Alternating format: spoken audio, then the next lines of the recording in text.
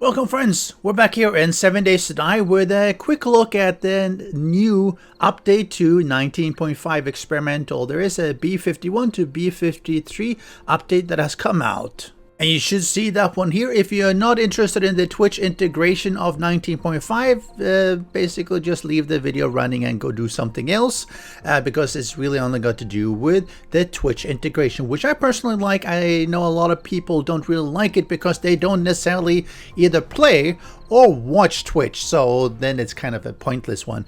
As an aside, I know there's been a lot of criticism to the Pimps for releasing this.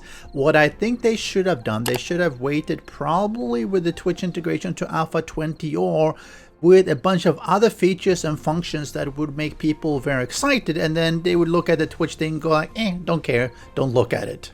But let's have a look at the fixes they did. The first one added loot abundance setting for loot containers, so or rather ignore the loot abundance setting, because that was an issue where it would respect that, so it would depend on what the loot container was and how much loot abundance and everything, and now it's just going to ignore it and set it to whatever has been put in the configs. They also have a login Twitch tooltip displaying the permission requirements for climb. Good. Hardcore and easy cooldown settings have been renamed to shorter and longer, and I think that's a little bit better because hardcore and easy is a little bit too unclear. Shorter and longer shows it a little bit better because that's really what it was.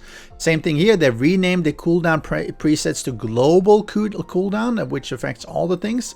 Reworded the tooltip for Global Cooldown, again just for making it a bit more clear when people are trying this out. They've done the fixes where they mentioned this to the Twitch supply crate, which is when the Twitch user or viewer is sending a supply crate, it's going to ignore the loot abundance settings. Now, Enrage Action should also wake sleepers, so you can't go into a PUI and have them not wake up. Negative point command should not add negative points to the Pimp pot. I didn't even know there were negative point commands. But either way, I mean, that's the Pimp pot is supposed to be growing so that there's a reason to try and kill the streamer. The Pimp pot no longer is allowed to be negative. Well, again, if you remove the negative points, it never should be negative, which is good. And delayed notifications for Twitch actions after game shutdown causes non-recoverable error, or exception. So yeah, that's good. You should never have an NRE in a game because that means something really went wrong with the coding.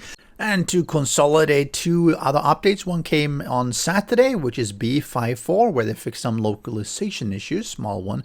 But they also dropped another update, b55, just on Monday, where they've changed. The death message has a new background. Oh, I never die, so that's never going to be an issue, but that's really cool. Thank you very much for the update. So it's basically they're tweaking it. They've had feedback when people have been playing it, so if you do try it out, do go to the forums and provide your feedback and how it works, how it doesn't work, what else you would like to see, because they require this in order to make it better.